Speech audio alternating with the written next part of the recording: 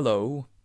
Someone asked me to do this on the Facebook page, so I was like, okay, I guess this shouldn't take too long. So I saved listening to it till now.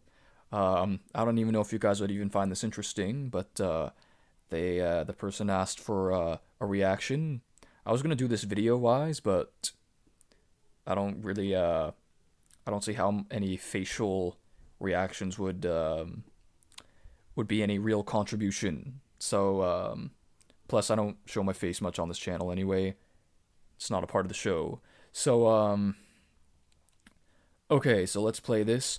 So Millennium, their greatest album in my opinion, is celebrating 20 years just a few days ago. And I was thinking about the first time that I ever heard I Want It That Way. That was 20 years ago. Oh my gosh, I'm old. Yeah, and I know people older than me are probably saying, "Oh, you say that now. You're only 24 years old." Um, yep. So let's take a listen to this. This is "I Want It That Way." Basically my favorite song, and so they did it a reimagined version. So let's listen to it. By the way, um, I might pause it. I don't know how it's gonna go. I might pause and talk. Um, I don't even know if this is interesting. Anyway, so I'll play it. Let's go. We'll see how this goes. This might even get copyright strikes. Who knows? Yeah.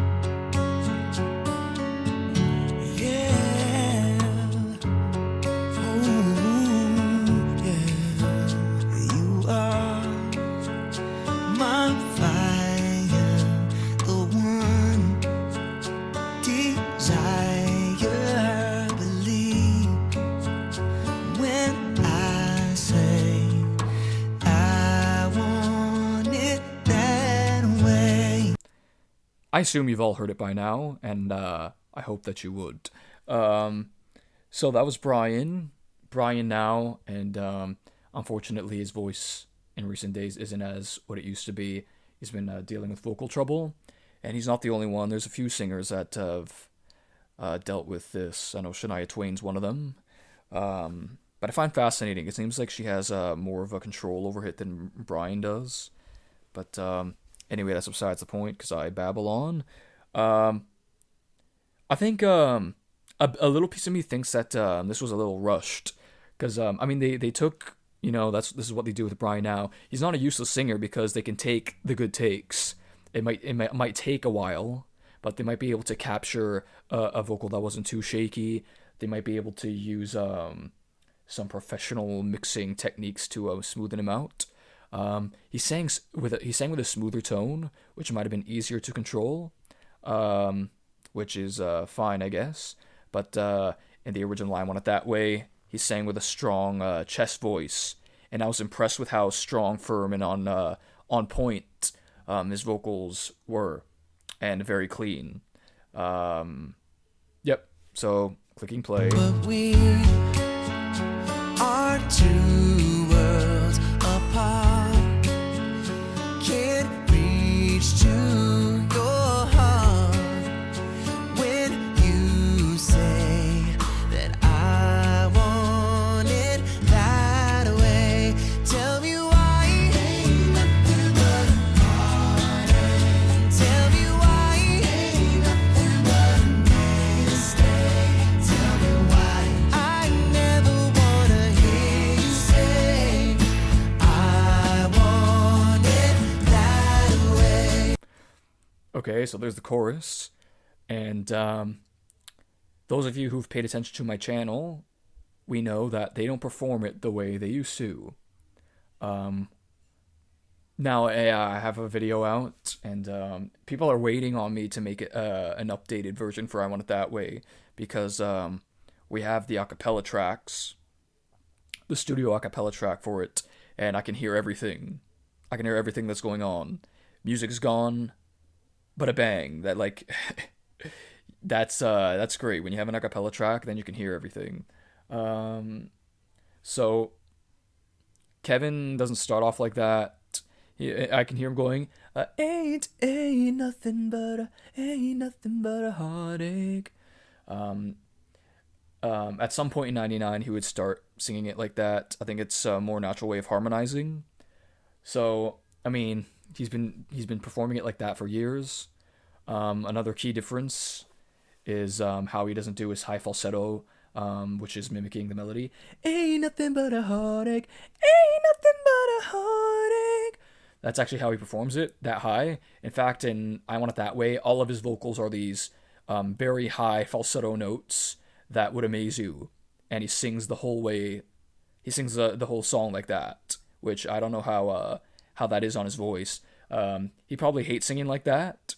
I would, because that hurts. It hurts me, and he doesn't sing like that anymore. He creates kind of a double high with Brian, and he actually creates a perfect four part because he goes ain't nothing but a heartache, while Brian goes ain't nothing but a heartache, ain't nothing but a heartache, ain't nothing but a heartache, while Kevin's going heartache. So yeah, I noticed that. But you've probably heard me talk about this before. But for those of you who are newer, yeah. So how he does this thing different.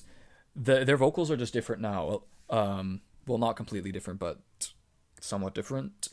And something they do now, which I don't like. But then again, like, you can call me a dick for being like that. I like the way it's performed, how it used to be performed. It's just, maybe I'm just like, I like the purity of how it was sang. Do you know what I mean? Like, if they change it up, it's like, that's not how it goes.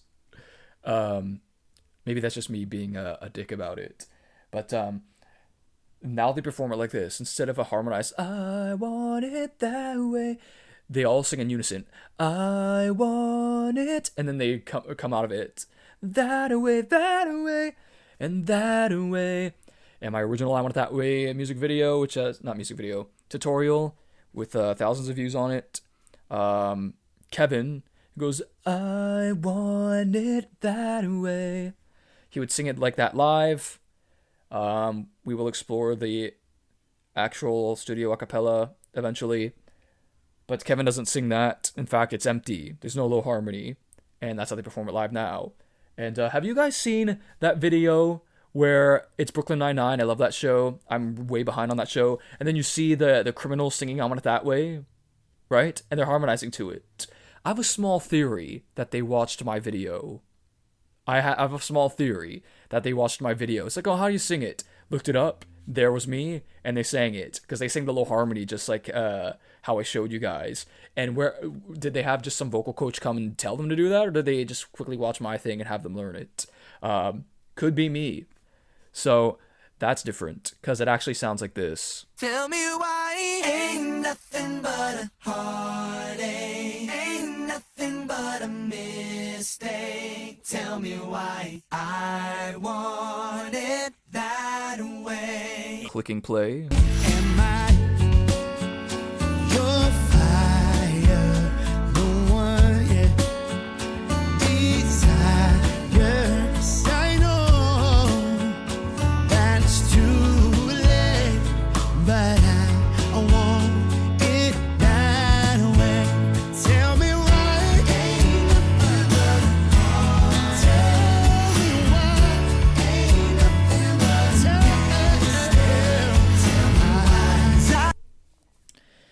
Man, you can just tell that he smokes. You know, with age, your voice changes a little bit, but I think AJ's voice, he's always had a slight husk to it, but I think it's becoming pretty, I don't know, I mean, he can still sing, but I do feel like the smoking has taken a bit of a toll on his voice, and if I were him, I'd stop right now. You're still relatively young. You got a long life ahead of you. Why not quit smoking? And it's a good choice, and it wouldn't be the worst thing for your voice.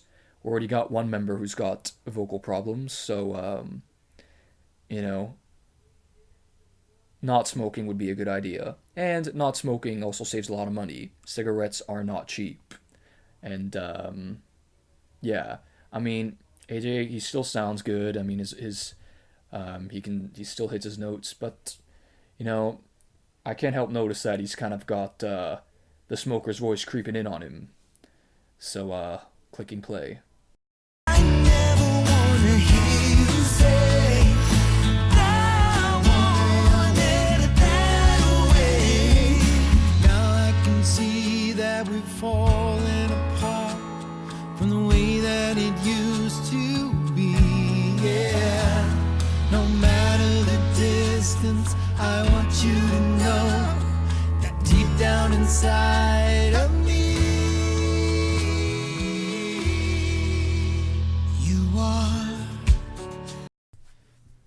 I listened to the actual song not long ago, where it was a little session of me kind of replaying the song over and over again.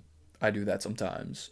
Um, here, that's something different. So they created a longer pause before Howie jumps in.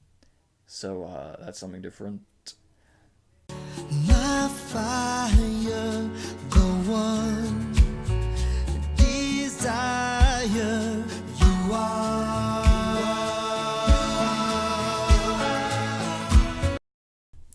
Did you notice this? I don't know if any of you noticed this, but Brian switched with AJ at that part. The you are, you are, you are, you are. If you remember AJ going, you are, in the music video, he does the last bit when they perform live I was gonna say the good old days. That almost sounds mean to say. Back in the old days, that would be the order. AJ, it wasn't AJ. Um, Started off with Brian. So you are, then Kevin, you are, you. No, wait, hold on. Sorry.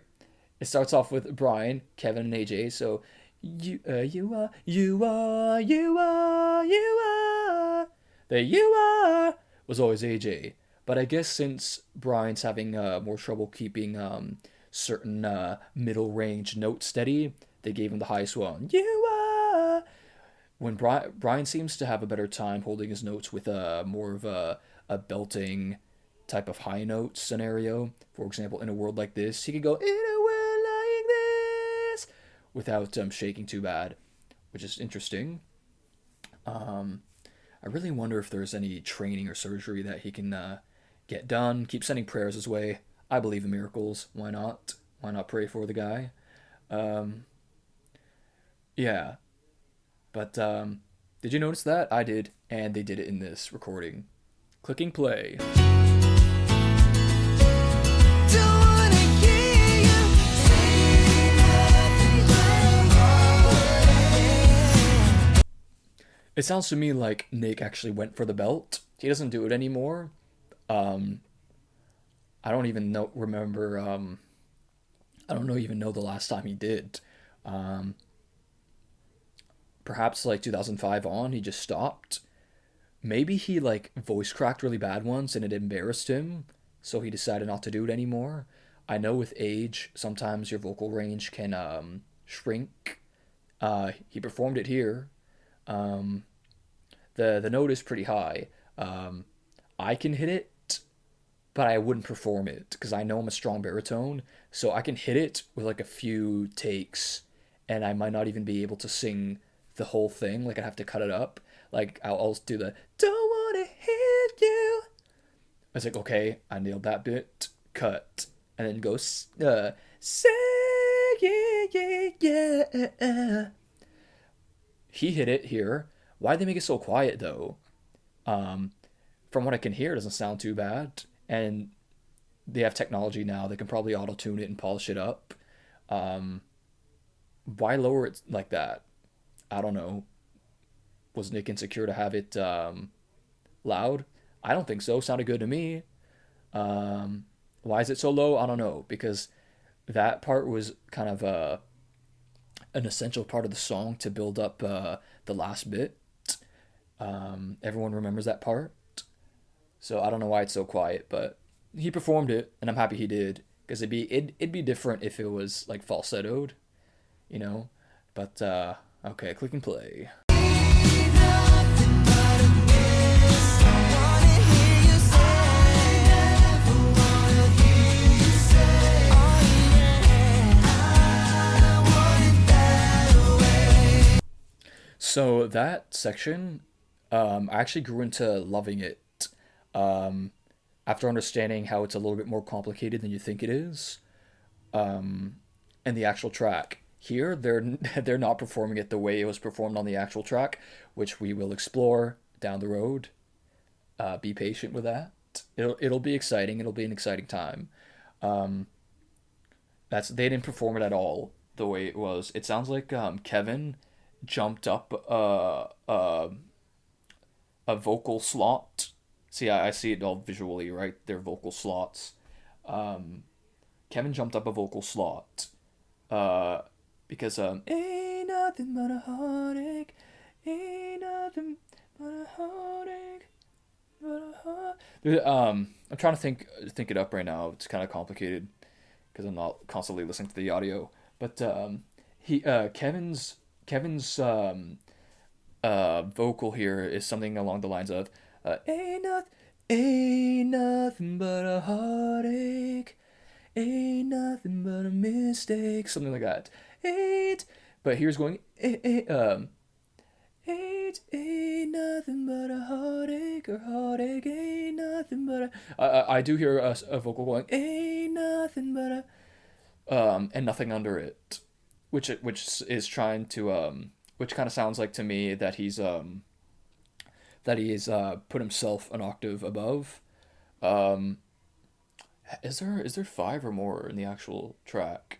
I have to sit back down and re-examine and study the last piece because I know there's this really high falsetto notes that you can barely hear, but how he's doing that. Brian's doing a perfect four.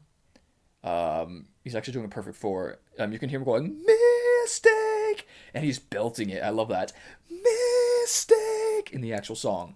You listen to it over and over again. You hear Brian going mistake, ain't nothing but a mistake. There's vocals that meet each other, and again we'll explore this another time.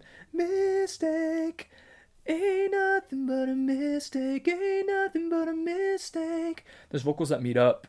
It kind of sounds like they're doing that here. Mistake. And then, yeah, see. Ain't nothing but a mistake, ain't nothing but a mistake. Anyway, it's different. And if there isn't that super high falsetto notes that Howie probably hates doing, um, then he's got to be copying somebody because I don't think he goes up that octave anymore. Maybe for As Long as You Love Me. I haven't listened to a modern version of that yet, or in a while, so I don't really know. But this was something that was pretty popular to do in the '90s. Was have these high falsetto notes, and oftentimes it's like the melody, except on a super high octave. In Sync did it a whole lot. Backstreet Boys did it a few times. As long as you love me, as long as you love me, quit playing games with my heart. I want it that way. Yeah, again, NSYNC did it a lot. You're all I ever wanted, you're all I ever needed. I will never stop until you're mine. I can wait forever till the end of time, wanting you the way that I do. There's another one I'm missing here. Uh-oh. I've been sitting there, could get you off my mind. I must be a man and be strong. So it wasn't, it was kind of common back then to do stuff like that. I think it's just to project like a interesting wide sound or whatever. Anyway, my point is this last chorus bit thing here. I don't know what it's called. If you do know what this section thing would be called, let me know because I'd like to know. But that harmonized bit there, not performed the way it was, which, wasn't expecting them to do it that way. But, yep. So it's different now. And they performed it that way for this reimagined version.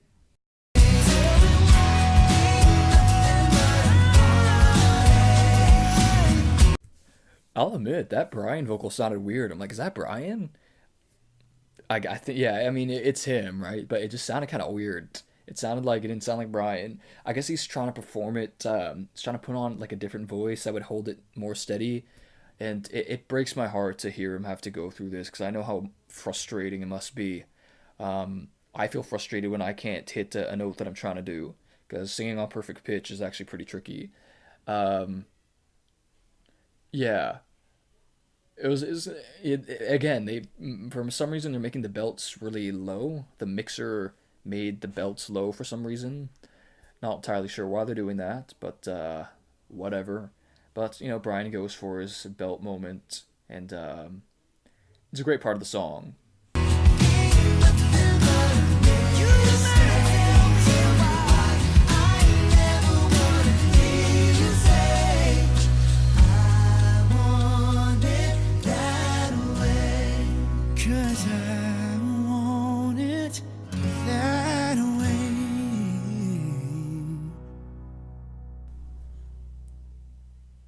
I like how EJ did that. Did you hear that? It sounded like someone was doing a high octave thing there. And that way.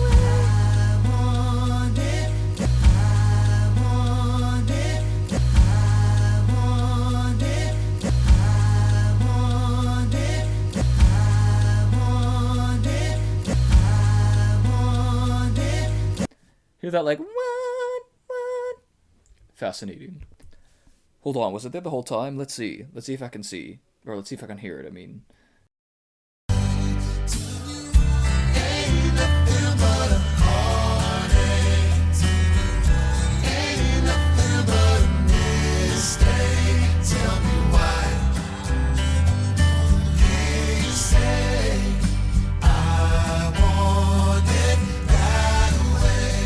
Oh, you know what? I think it is there, so maybe never mind, but it's really quiet.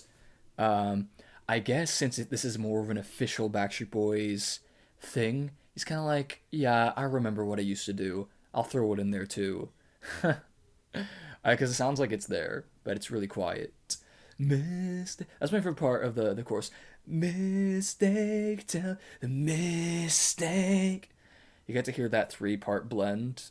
Really, I don't know, really come out. And then you have Howie sing on top. A mistake, mistake.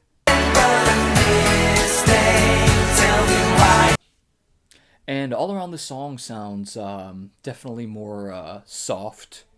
They're going for a more soft feel. They have stripped it down. And yeah, if you found this interesting, please let me know. Because if something else happens like this, let's say they do, it would be juicy if they did this for other songs too. I haven't checked to see if they have. I don't think they have yet. Because maybe one of you guys would have shown me stuff. Because you guys like to show me stuff. Which I appreciate. That's pretty cool. Yeah. So that was that. Now, let me take the time to say thank yous. This might sound cheesy as heck. But, when I heard that Millennium and I Want It That Way was 20 years old, I actually felt kind of emotional. That was 2 decades ago. And you guys should know the story. When I Want It That Way hit the radio when I was a little boy on the school bus in kindergarten back in 99, yeah, that changed my life forever because Backstreet Boys became such a huge part of, I guess, my life and my music listening. For a while, they were basically the only band for me when I was a kid. And I would have that Millennium album and Black and Blue, but Black and Blue will be next year. Black and Blue and Millennium, I would remember playing with my Ninja Turtles with Millennium playing on the stereo that my grandma bought me. And, listening to it in my Discman. And then when you jump, the CD would skip. Just good old times. I think Millennium has to be well, I mean, I don't know, but I think Millennium is a great pop album. It had solid songs. I think they paid attention to the songs they put out. You can listen to a bunch of boy bands from the 90s because they when the boy bands were getting kind of popular, they started, making lots of them.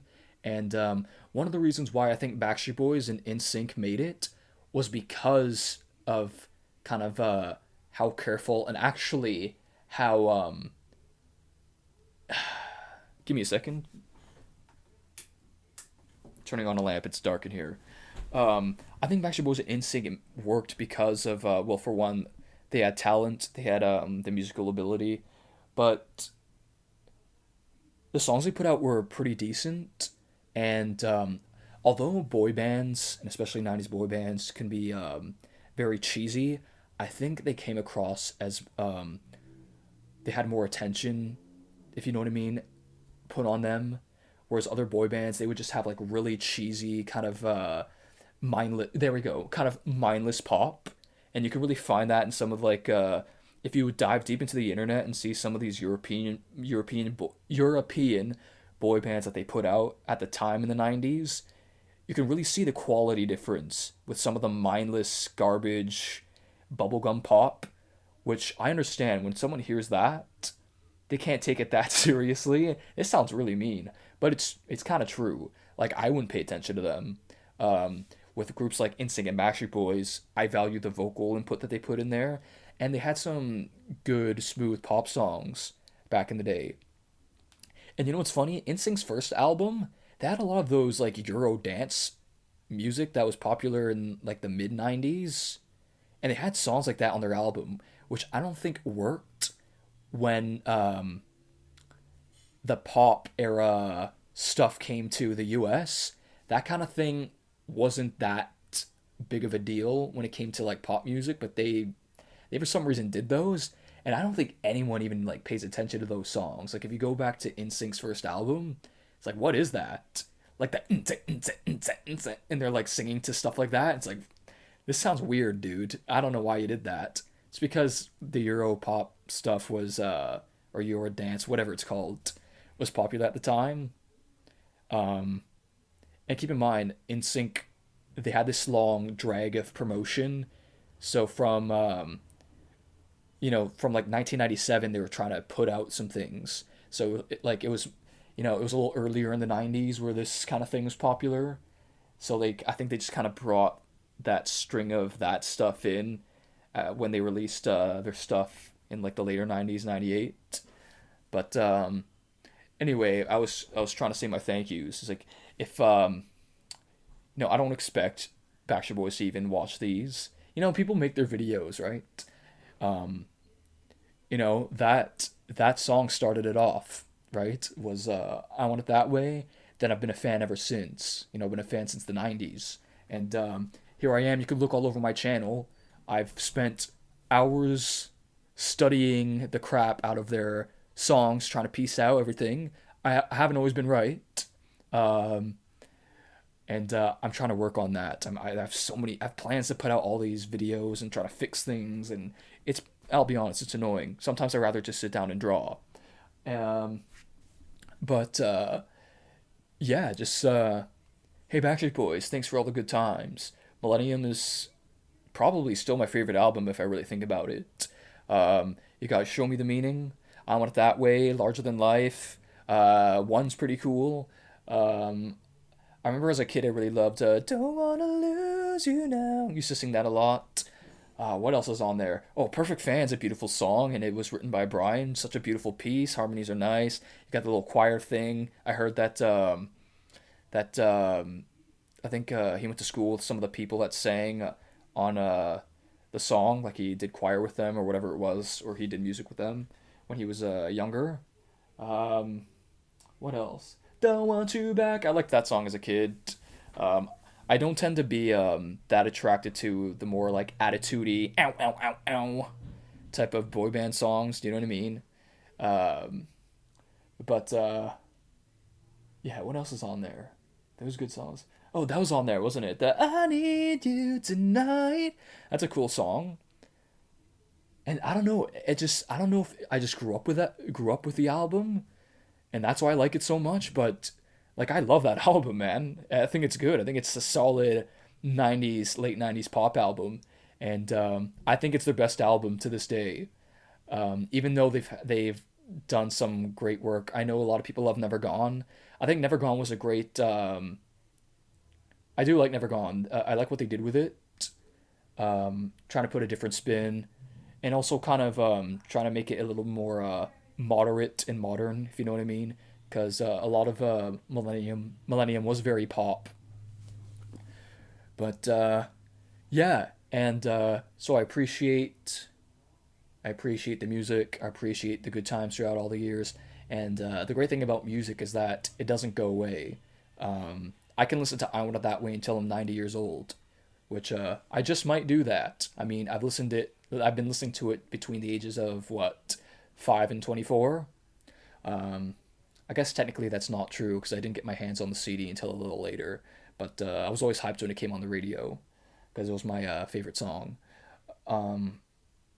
Yeah, and I appreciate that they're still putting out music, even though I wasn't the biggest fan of the newest album. There's some cool tracks on there, but you guys probably heard my opinion. So this was the Babble section. Thanks to Backstreet Boys for all the fun times with their music. I love the harmonies. Keep them coming. I'm glad you guys haven't left, and I'm glad you guys are still willing to keep putting stuff out for the people who are willing to listen, like me. And please make a Christmas album. I love Christmas, and I like Backstreet Boys. NSYNC did a really great Christmas album. 98 Degrees did a really great Christmas album. Boyz II Men did a great Christmas album. And go ahead, guys. My suggestion is check out those albums, see what they did. I'm not telling you to copy them, but they did some good stuff. So, yeah. Anyway, that was all that. So that was my On With That Way reimagined reaction, plus thank yous and babbling, because it's me. And yeah, peace of love and ice cream cake. God bless.